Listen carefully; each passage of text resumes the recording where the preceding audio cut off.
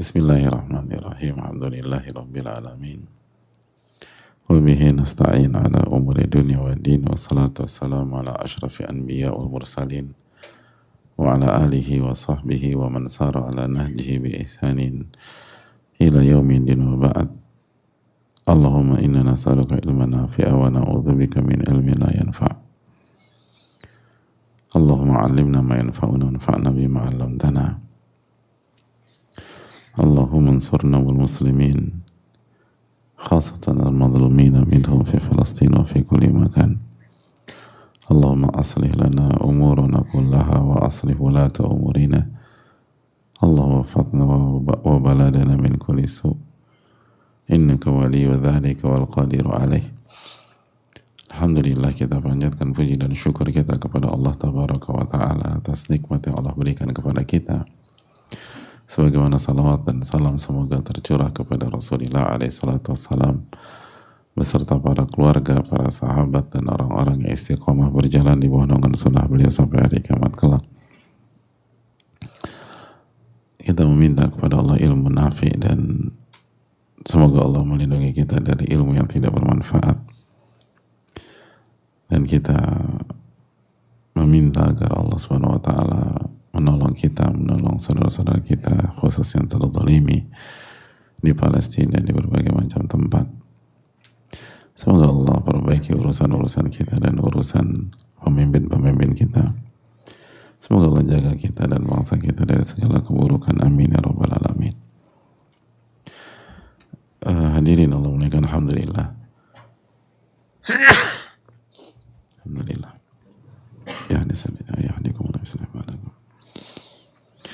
Alhamdulillah, kita bersyukur kepada Allah Tabaraka wa Ta'ala atas segala nikmat yang Allah berikan kepada kita, khususnya nikmat iman, nikmat ilmu, nikmat bisa berinteraksi dengan Al-Quranul Karim dan tuntunan Rasulullah Sallallahu Alaihi Wasallam. Dan kita kembali dipertemukan di kajian rutin kita. Man thabata nabat, barang siapa yang konsisten dia akan tumbuh. Dan ini menunjukkan pentingnya kajian rutin, karena itu yang akan membuat kita tumbuh dan akan membuat kita berkembang. Al khairu adah, kebaikan itu kebiasaan, kebaikan itu pola, bukan 1-2 kali. Oleh karena itu, semoga Allah Subhanahu wa Ta'ala memberikan taufiknya kepada kita sehingga kita bisa punya pola kebaikan. Lalu hadirin Allah muliakan, kita kembali bertemu dengan hari Jumat, Sayyidul Ayyam, hari terpenting dalam setiap pekan. Maka perbanyaklah ibadah di hari ini, berbanyak salawat kepada Rasulullah SAW. Lalu jaga waktu salat Jumat kita bagi laki-laki. Lalu baca surat Al-Kahfi sebagaimana dalam hadis.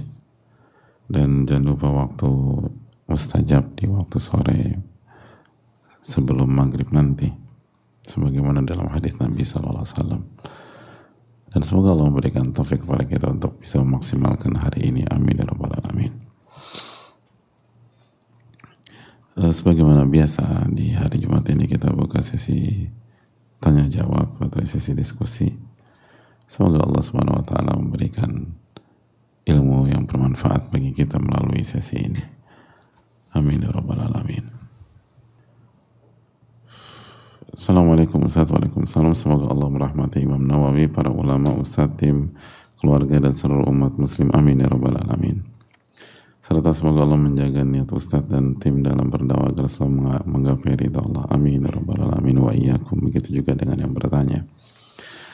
Ustadz izin bertanya perihal mencintai karena Allah. Saat ayah saya masih lalai dalam salat subuh, namun di satu sisi beliau menjalankan perannya sebagai pemimpin keluarga dengan baik, menafkahi, memimpin dan mendidik. Apakah itu artinya kita mencintai orang tua tersebut bukan karena Allah Subhanahu wa taala? Di satu sisi ayah mengalami kemajuan semasa hidupnya dalam beribadah dibanding dahulu. Mohon doanya agar ayah bisa sholat 5 waktu. Saya selalu ketakutan jika usianya berakhir namun masih lalai dalam salat subuh. Semoga Allah mudahkan Ustaz dalam menjawab. Semoga Allah memberikan taufik kepada kita dan kepada ayah beliau. Wafaqahullahu atau wafaqanallahu wa iyyahu lima yuhibbuhu wa yardah. Wafaqanallahu wa iyyahu li'adai as-salawatil khams. Wafaqanallahu wa iyyahu lil iman wal amali salih hatta al-mamat. Amin ya rabbal alamin.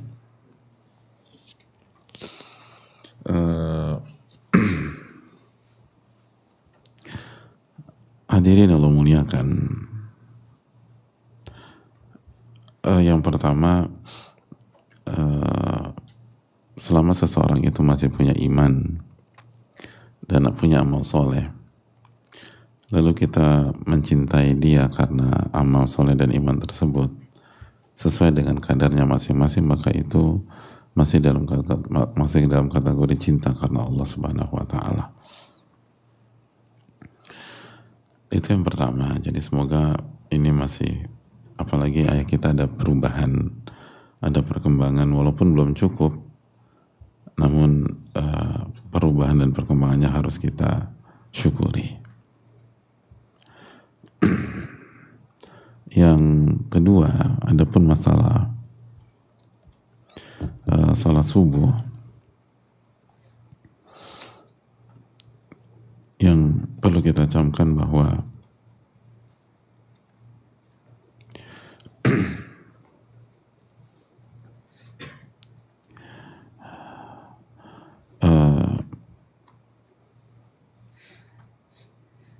yang perlu kita renungkan bersama-sama bahwa salat subuh adalah salat yang sangat penting di dalam kehidupan seorang muslim.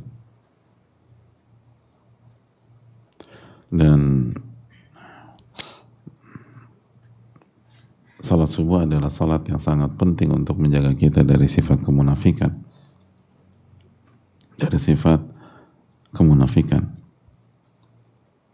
Nabi kita alaihi salatu wassalam bersabda, Inna athqala salatin 'alal munafiqin salatul isya wa salatul fajar. Sesungguhnya salat yang paling berat bagi orang-orang munafik, salat yang paling berat bagi orang-orang munafik adalah salat isya dan salat subuh. Dan kalau mereka mengetahui keutamaan dan kandungan di dalam salat isya dan salat subuh, maka mereka akan mendatanginya walaupun dengan kondisi merangkak. Jadi hadirin Allah muliakan,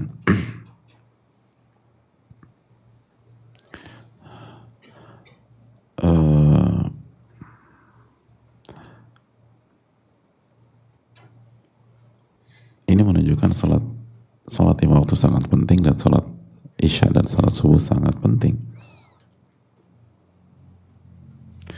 Bahkan Ibnu Umar radhiyallahu ta'ala anhuma, beliau menyampaikan bahwa kunna idza faqatna al-insan fil isya wa fil fajr asa'na bihi dhann. Kalau kita tidak menemukan seseorang di salat isya dan salat subuh, maka kita suudzon sama dia. Itu para sahabat tuh. Jadi kalau orang nggak salat isya, nggak salat subuh, itu orang-orang beriman bertanya-tanya apakah ini orang munafik atau masih beriman. Idza faqatna al-insan fi salatil isya wa subh wa salat wa fil fajr asa'na dhanna ilaih atau asa'na bihi dhann. Kalau kita nggak ngelihat seseorang mengerjakan salat isya dan salat subuh, kita suudzon, artinya ini orang masih beriman atau udah jadi orang munafik.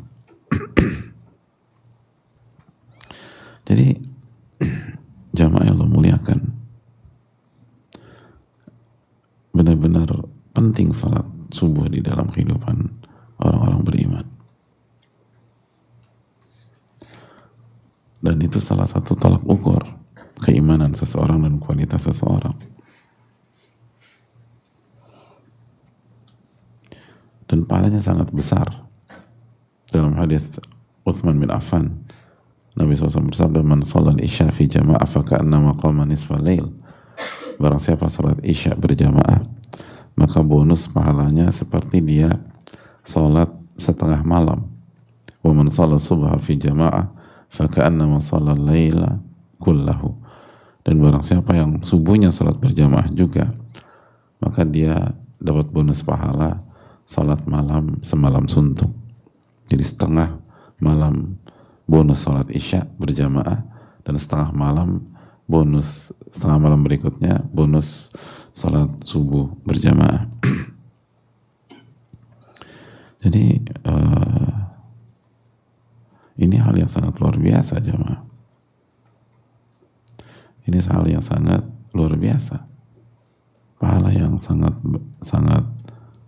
bernilai.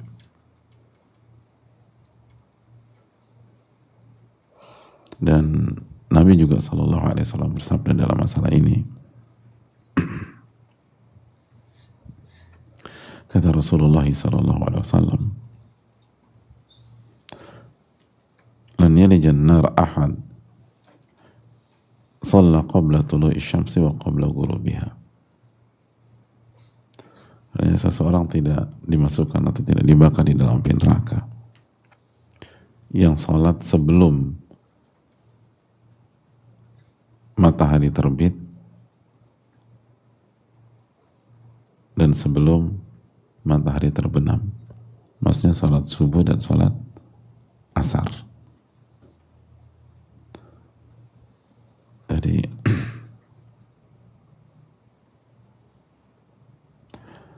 hadirin Allah muliakan, ini hal yang perlu kita camkan bersama-sama. Bilang ayah kita dan dukung beliau untuk memperbaiki salatnya, khususnya salat subuh. Sampaikan tadi ini adalah salat yang paling sulit dilakukan orang-orang munafik. Lalu ini juga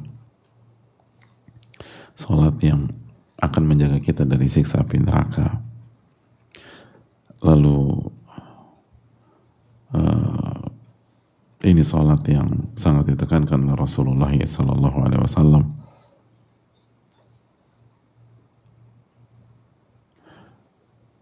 Dan semoga Allah memberikan taufik kepada kita. Dan juga dalam hadits Bukhari Muslim, Nabi juga menyampaikan, "Yata'aqabuna fikum malaika bil-laili wa malaikatun bin-nahar." Malaikat itu atau malaikat malam dan malaikat siang itu silih berganti hadir di tengah-tengah kalian, dan sif-sifan gonta-ganti, ganti-gantian malaikat malam dan malaikat siang. Wajtami'una fi salatil fajr wa salatil asar, dan mereka berkumpul di salat subuh dan salat asar. Jadi malaikat malam dan malaikat siang itu ngumpul bareng-bareng di salat subuh dan salat asar. Thumma ya'rijul ladzina batu fikum fa yas'aluhum wa huwa a'lamu bihim. Lalu malaikat yang malam itu naik ke hadapan Allah Subhanahu wa taala. Lalu Allah bertanya kepada mereka, dan Allah lebih tahu daripada mereka, tapi Allah bertanya, "Kaifa taraktum ibadi?" Bagaimana kondisi hambaku ketika kalian meninggalkan dia? Fayaqulun taraknahum wa hum yusallun wa atainahum wa hum yusallun. Kita tinggalkan mereka dalam kondisi mereka sholat, dan kita datang ke mereka dalam kondisi mereka sholat. Jadi orang yang sholat subuh itu di apa, malaikat bersaksi untuk dia di hadapan Allah Subhanahu Wa Taala. Jadi waktu kami tinggalkan mereka sholat ya Allah. Pas kami datang mereka juga sholat. Itu luar biasa. Malaikat yang bersaksi. Allah Ta'ala alam bisawab. Jadi ini keutamaan yang sangat luar biasa bagi orang yang sholat subuh, dan kerugian yang sangat telak bagi orang yang tidak sholat subuh. Allah Ta'ala alam bisawab. Assalamualaikum warahmatullahi wabarakatuh. Waalaikumsalam warahmatullahi wabarakatuh. Semoga Imam Nawawi, Ustadz, tim dan hamba Allah di seluruh dunia selalu Allah rahmati, amin rabbal alamin. Semoga Allah selalu dijaga oleh Allah dan dimudahkan dalam menjawab, amin rabbal alamin. Wa iyyakum, begitu juga dengan yang bertanya terkait materi berpisah karena Allah. Saya sudah lama tidak mengikuti kajian offline rutin. Hal tersebut dikarenakan kondisi ayah saya sedang sakit. Lalu karena ibu saya yang menemani ayah saya. Alasan yang membuat saya tidak hadir untuk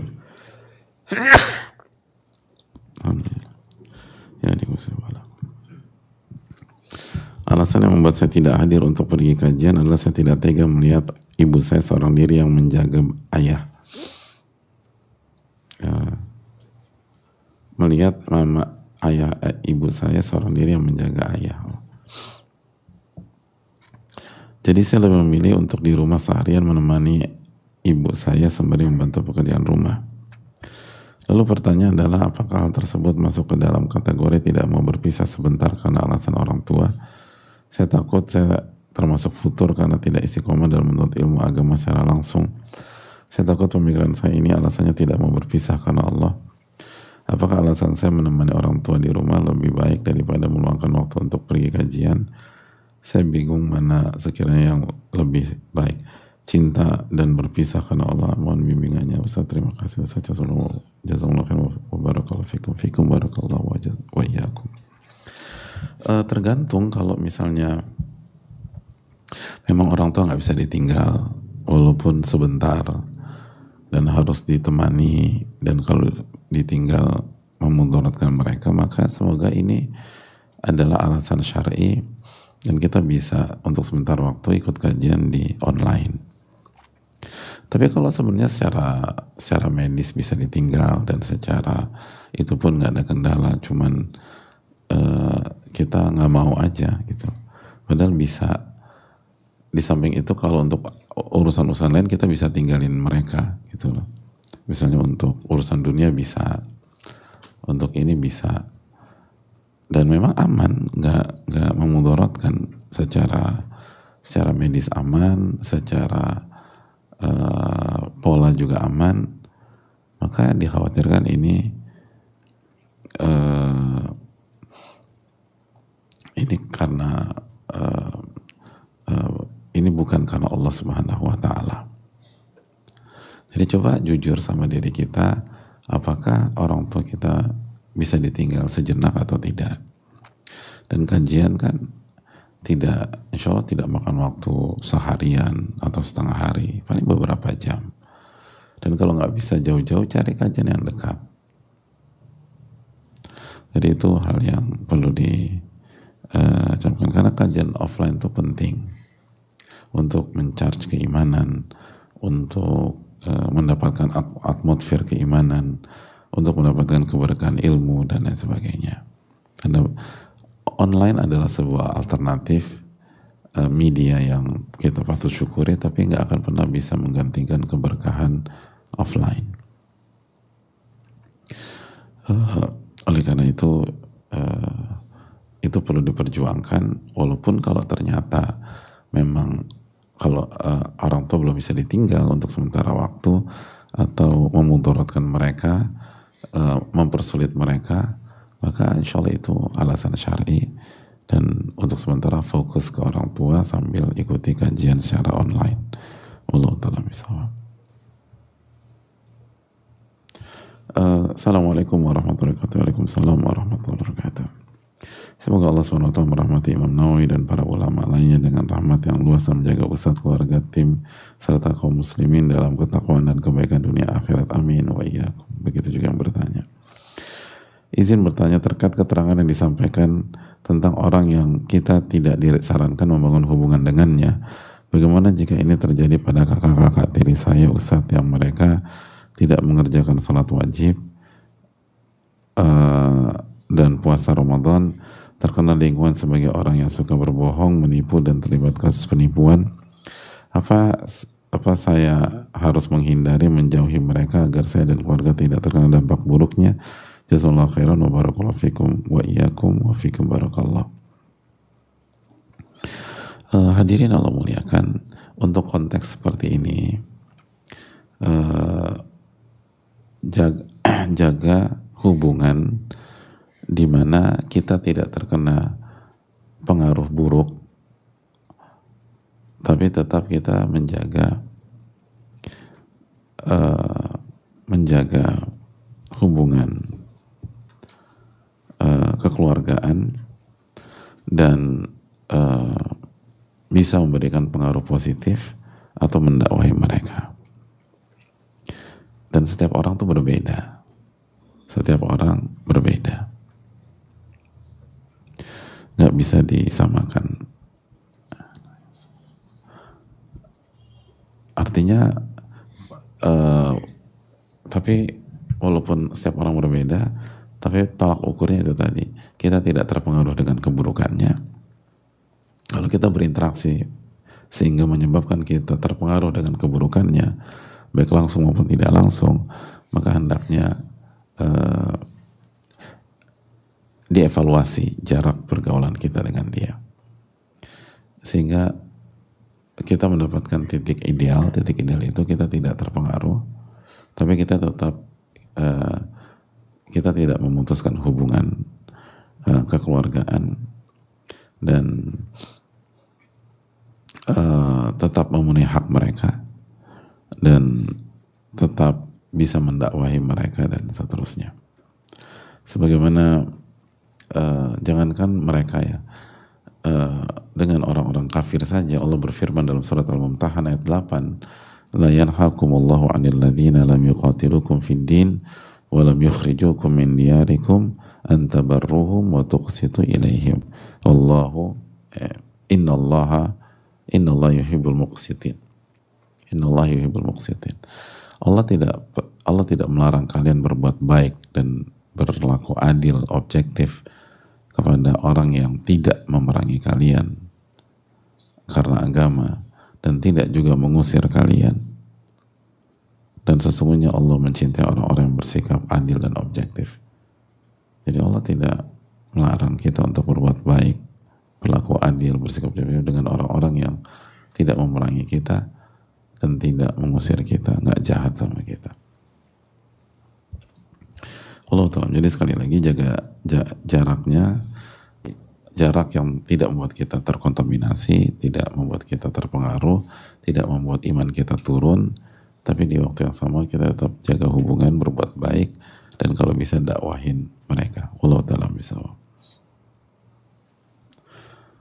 Assalamualaikum warahmatullahi wabarakatuh. Waalaikumsalam warahmatullahi wabarakatuh. Semoga Allah merahmati Imam Nawawi serta para ulama dengan rahmat yang luas. Amin ya rabbal alamin. Semoga Allah selalu menjaga dan melindungi Ustadz beserta tim di setiap aktivitas. Allahumma amin. Amin wa iyyakum. Begitu juga yang bertanya. Semoga Allah menjaga beliau. Ustadz, apakah saya bisa mencintai keluarga, kerabat, dan teman saya karena Allah meskipun secara zahir mereka belum tampak soleh? Jika bisa, bagaimana caranya? Misalnya saya ingin memberikan hadiah kepada teman atau kerabat saya yang secara zahir belum kelihatan taat. Apa saya bisa niatkan itu karena Allah memerintahkan hambanya untuk berbuat kebaikan? Lalu saya juga berharap kebaikan dengan memberikan hadiah tersebut bisa menjadi bentuk dakwah kepada mereka. Jazakallahu khairan. Semoga Allah beri taufik kepada Ustaz untuk menjawab pertanyaan saya. Amin wa iyyakum. Kepada yang bertanya, jawabannya selama keluarga kita, kerabat kita, teman kita punya iman, terlepas banyak salah, banyak dosa, banyak masih buat maksiat, tapi ia punya iman, maka kita masih bisa mencintai mereka karena Allah, bahkan harus mencintai mereka sesuai dengan kadar iman mereka. Artinya kita nggak boleh benci mereka 100%. Mereka masih punya iman, mereka masih punya amal soleh. Jadi kita nggak boleh hambar 100% dengan mereka. Kita harus mencintai mereka sesuai dengan kadar iman dan ketakwaan mereka. Lalu yang kedua, dan kita bisa berikan hadiah kepada mereka. Niatnya karena Allah Subhanahu Wa Taala, untuk mengekspresikan rasa cinta kita karena Allah. Lalu yang kedua, sebagai melembutkan hati mereka dan menarik hati mereka, sebagaimana dalam istilah fikih al-mu'allafatu qulubuhum, orang-orang yang hatinya dilembutkan dan disentuh. Bahkan ada pembahasan khusus masalahnya dalam bab zakat, kita tahu bersama. Jadi berikanlah sesuatu kepada mereka agar hati mereka lebih lembut terhadap kebenaran dan mau diajak untuk bertakwa dan lebih beriman kepada Allah Subhanahu wa taala. Wallahu ta'ala bisawab. Saya rasa cukup sampai di sini. Semoga Allah memberikan taufik kepada kita dan semoga Allah Subhanahu wa taala memberikan ilmu nafi dan menjauhi kita dari ilmu yang tidak bermanfaat. Subhanakallahumma wa bihamdika, la ilaha illa anta, astaghfiruka wa atubu ilaik. Assalamualaikum warahmatullahi wabarakatuh.